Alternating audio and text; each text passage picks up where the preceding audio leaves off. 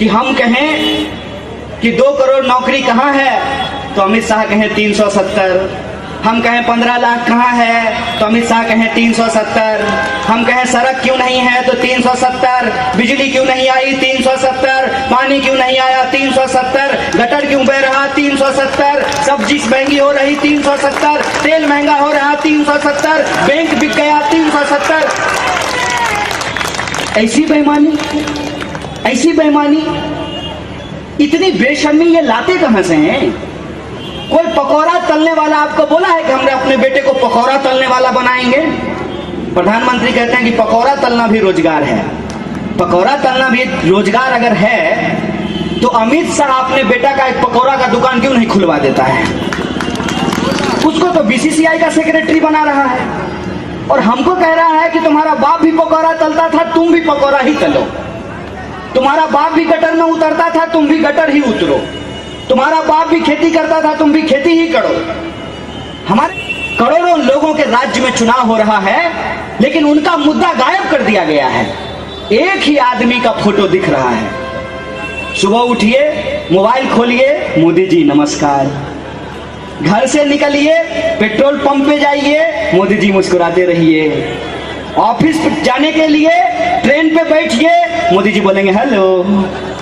Train से उतरिए, station से बाहर निकलिए, कहेंगे आपका स्वागत है दादर स्टेशन के बाहर। ऑफिस में पहुंचिए, नजर उठाइए तो आपका बॉस जो है भगवान की तरह उसका फोटो अपने सर के ऊपर लगाए हुए है।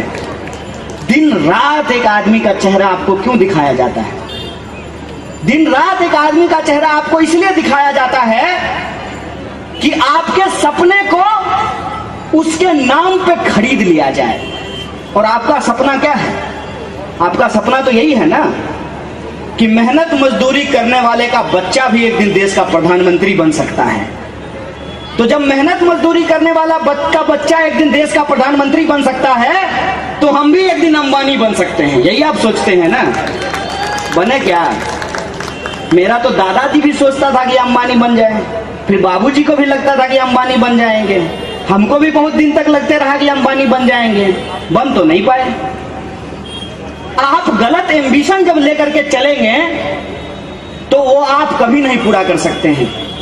एक इंसान का एक ही एम्बिशन होना चाहिए कि ये मिट्टी हमारी है, ये देश हमारा है, ये देश जितना अमीरों का है, ये देश उतना ही गरीबों और मजदूरों का भी है। क्या अधिकार हमको होना चाहिए? यह जो हमारा आत्मसम्मान का अधिकार है, उस आत्मसम्मान की रक्षा हम कर सकते हैं। और उस आत्मसम्मान की रक्षा करने के लिए आपको अपने दिमाग को खोलने की जरूरत है। और उसी दिमाग को बंद कर देने के लिए ये साजिश रची गई है कि आपके टैक्स के पैसे से करोड़ों रुपया खर्च करके आपको ये बताया जाता है कि मोदी जी गरीब थे, मोदी जी गरीब थे, मोदी जी चाय बेचते थे, मोदी जी की मां मजदूरी करती थी, आप मजदूरी करते हैं, आप गरीब हैं। ये सवाल गायब कर दिया गया है। इसको कभी सोचे हैं?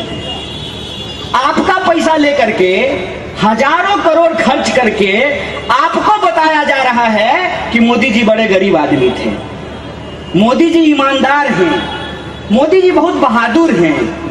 ये क्यों बताया जा रहा है? ये इसलिए बताया जा रहा है ताकि आपको ये ना पता चल सके कि इस बताने के प्रयास में बहुत कुछ छुपाने का प्रयास किया जा रहा है। जैसे आप एक चीज नोटिस किए हैं, किसी कपड़ा के दुकान पे जाएंगे तो शीशा में जो बंद कपड़ा होता है वो बहुत सुंदर लगता है, और सामने से जब वो कपड़ा लेने लगेगा तो आपको उतना सुंदर नहीं लगेगा। तब आपको गोलमाल समझ में आएगा कि शीशा में बंद जो कपड़ा है वो दिखाने के लिए है, बेचने के लिए तो ये माल है। मोदी जी का चेहरा दिखाने के लिए है, बेचने के लिए वही बेईमान, वही ठेकेदार, वही माफिया, वही चोर, वही भ्रष्टाचारी आपके सामने प्रस्तुत कर दिया जाता है। और वोट किसके नाम पे मांगा जाता है? वोट प्रधानमंत्री के नाम पे मांगा जाता है। उस पे जाकर के आप विचार कीजिएगा कि मोदी जी गरीब थे, हम गरीब हैं, हमारा सवाल क्यों नहीं है उसमें? हमारे जो बाल बच्चों का भविष्य है वो उसमें क्यों नहीं शामिल किया गया है? इस बात पे विचार कीजिएगा। आपको वोट जिसको देना है उसको दीजिएगा। मैं आपके लोकतांत्रिक अधिकार पर हमला करने नहीं आया हूं, और हमको पता है कि आप अपने तरीके से सोच करके ही वोट दीजिएगा। भाषण आप हो सकता है बहुत लोगों का सुन लेते होंगे, वोट आप अपने मन से ही दीजिएगा। सबके वोट देने के अपने अपने कारण होते हैं। जैसे मंदिर एक ही होता है, लेकिन मंदिर जाने का कारण लोगों का अलग अलग होता है। कोई जूता चुराने के लिए जाता है, बेरोजगार नौकरी मांगने के लिए जाता है, जिसकी शादी नहीं हुई है वो शादी का मन्नत मांगने के लिए जाता है।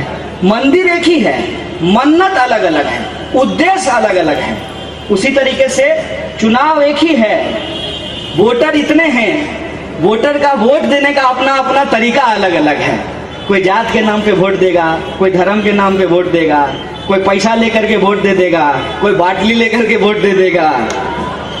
हम जानते हैं कि वोट आप अपने तरीके से देंगे, लेकिन बस मैं आपको एक चीज कहने के लिए आया हूं, ये आजादी इतनी सस्ती नहीं है, ये लोकतंत्र, ये जमहूरियत इतना सस्ता नहीं है। अगर आप इसको इतना सस्ता बना देंगे तो एक दिन जिंदगी जो आपकी महंगी है वो बहुत महंगी हो जाएगी। इस बात को आप समझ लीजिए। ये अधिकार जो आज आपको मिला हुआ है, ये अधिकार किसी के भीख में नहीं मिला है। आपके जो पुरखे हैं, डॉक्टर बाबा साहब भीमराव अंबेडकर, भगत सिंह, महात्मा गांधी, मौलाना अबुल कलाम आजाद, अशफाक उल्लाह खां, राम प्रसाद बिस्मिल, चंद्रशेखर आजाद, बटुकेश्वर दत्त, इन लोगों की कुर्बानियों से ये आजादी मिला है। और ये आजादी को अगर आप बचाना चाहते हैं, इस लोकतंत्र को यदि आप बचाना चाहते हैं, तो चुनाव में लोगों के मुद्दे पे आपको वोट देना पड़ेगा। आपको अपने मुद्दे पे वोट देना पड़ेगा। और आपका मुद्दा ये नहीं है कि हम कहें कि 2 करोड़ नौकरी कहां है तो अमित शाह कहें 370, हम कहें 15 लाख कहां है तो अमित शाह कहें 370, हम कहें सड़क क्यों नहीं है तो 370, बिजली क्यों नहीं आई 370, पानी क्यों नहीं आया 370, गटर क्यों बह रहा 370, सब्जी महंगी हो रही 370, तेल महंगा हो रहा 370, बैंक बिक गया 370। ऐसी बेईमानी, इतनी बेशर्मी ये लाते कहां से हैं? और इस बेशर्मी को यदि आप बर्दाश्त करेंगे तो इतिहास आपसे सवाल पूछेगा।